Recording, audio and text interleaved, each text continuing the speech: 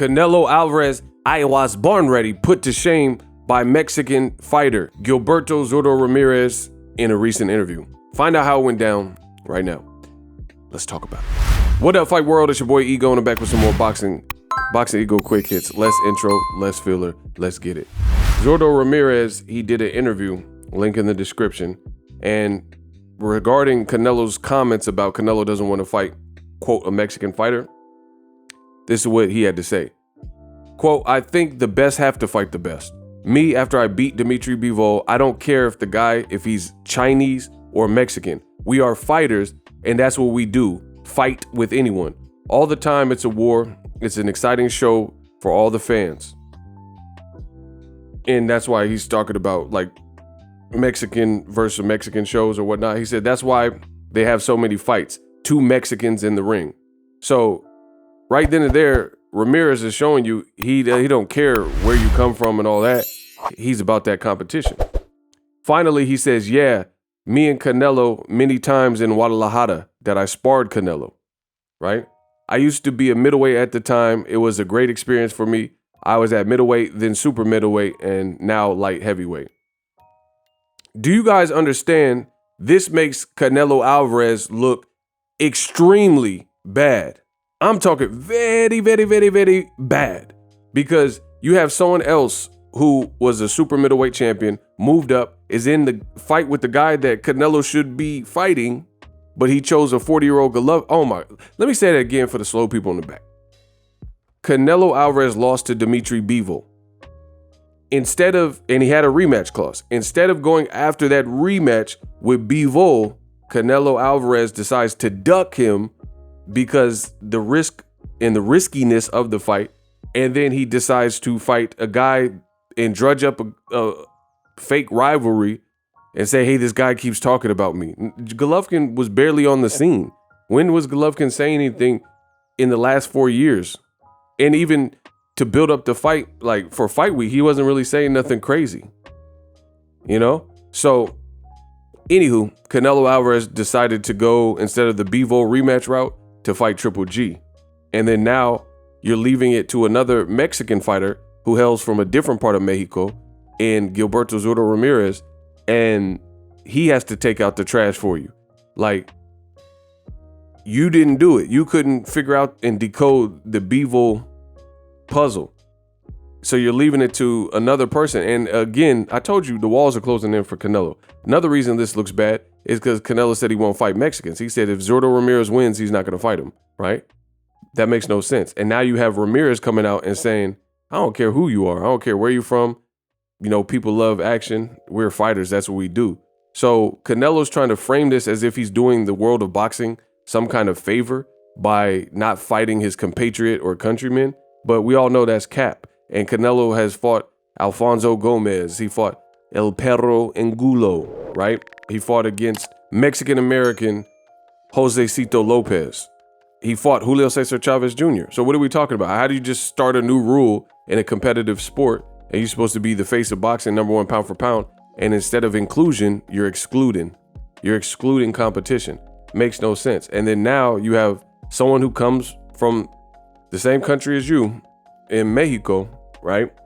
And he said he don't care where you're from. So it looks bad.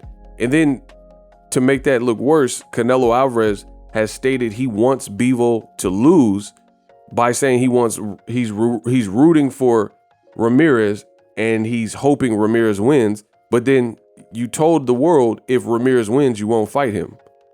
And Ramirez is saying, I'll fight anybody. Me and Canelo used to spar all the time. So my final thought, the Ego final thoughts. Why is Canelo willing to fight youthful black fighters in sparring like Ronald Ellis and Rashidi Ellis? These are great, very good fighters, right? Black fighters. And he fights, Curtis Stevens and, in the past and different things like that. You have random black fighters in your camp for sparring. Gilberto Ramirez is admitting that he sparred you several times. I've seen the video for at least one. Gilberto Ramirez, again, his quote, yeah, many times in Guadalajara, me and Canelo Alvarez sparred, right?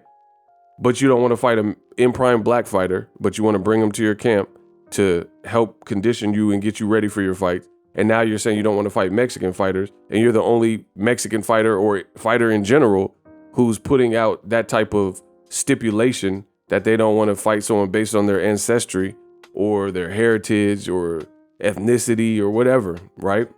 Their race. It sounds silly. So like I said, the walls are closing in. Canelo, let me know what you guys think. But this statement from Ramirez really puts Canelo in the hot seat and puts more pressure on him and DAZN. DAZN is foolish at this point. You're paying Canelo Alvarez $40 to $70 million or whatever he's getting, and he's saying who he's not gonna fight. That's crazy.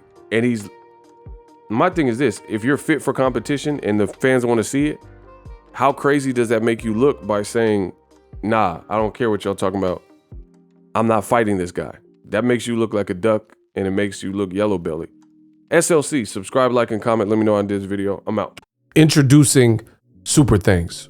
Right here on the official Boxing Ego YouTube. Super Thanks allows you, the viewers, to show a little bit of extra gratitude, which enables me as a full-time content creator to push out the content you need in the world of boxing. Underneath all the videos, you will see a heart with the $sign in it. You can enter any amount that you find suitable as a super thanks. A brand new, interactive, and colorful way to get your comments highlighted and noticed by not only myself, but other people on the YouTube platform. Super thanks, a unique and cool way to show and applaud us full-time content creators. Hopefully you guys enjoy the content. Super thanks.